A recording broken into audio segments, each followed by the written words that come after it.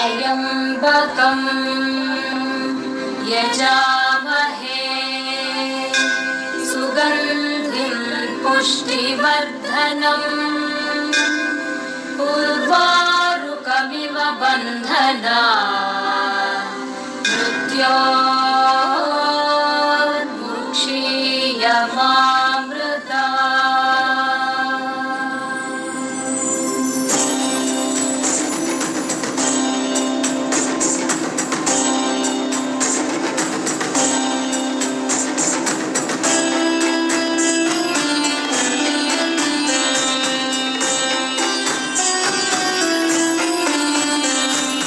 ब्रह्ममुरारिसुरार्चितलिङ्गं निर्मलभासित शोभितलिङ्गं जन्मज दुःखविनाशकलिङ्गं तत्प्रणमामि सदा शिवलिङ्गम्।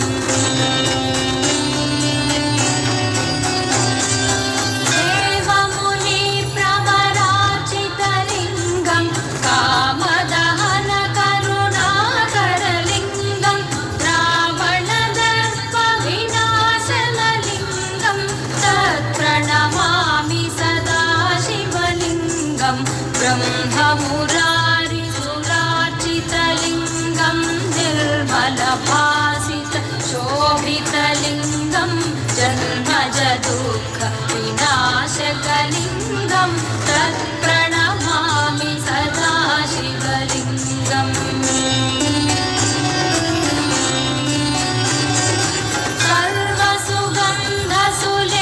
सर्वसुगन्धसुलेपितलिङ्गं बुद्धिविवर्धनकारणलिङ्गं सिद्धसुरासुरवन्दितलिङ्गं तत्प्रणमामि सदा शिवलिङ्गं।